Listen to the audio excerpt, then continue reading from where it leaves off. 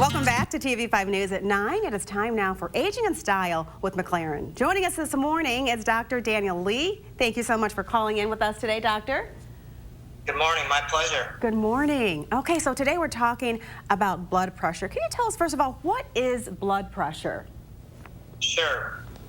What the blood pressure is the force that the heart generates against the vessel walls.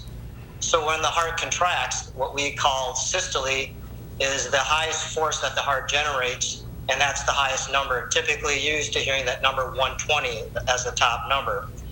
Then when the heart relaxes, the force against the vessel walls is called the diastolic pressure. So it's a little bit lower. So the number, again, that you're used to hearing is 80. So the typical blood pressure is 120 over 80.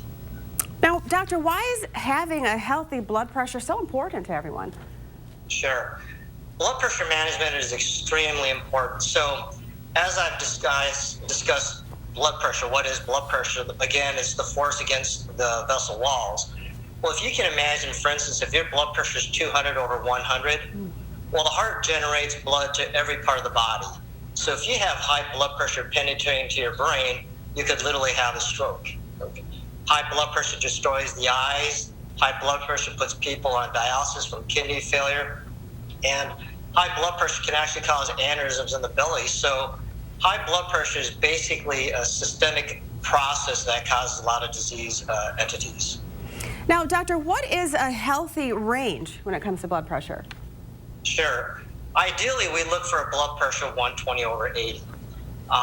Most recently, in 2017, however, the recommended blood pressure was 140 or less. Well, we've adjusted those new blood pressure requirements to now 130 or less. And this is based on guidelines.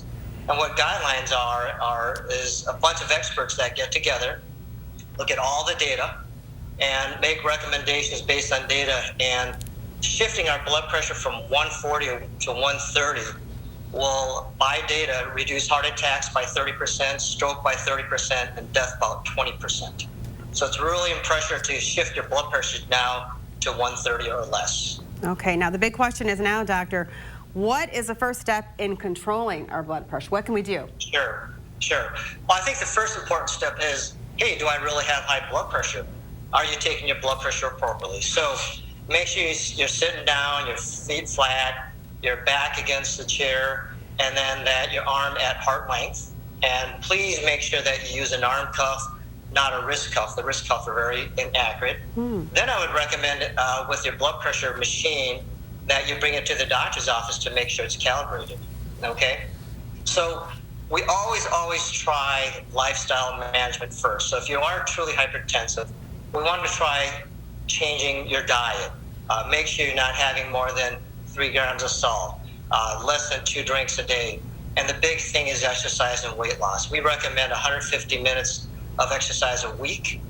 And then after we try those so-called lifestyle measures, if your blood pressure is still greater than 140, that's when we'll add medications. Okay, that sounds good. Thank you so much, doctor, for joining us today with this valuable information. We appreciate you calling in.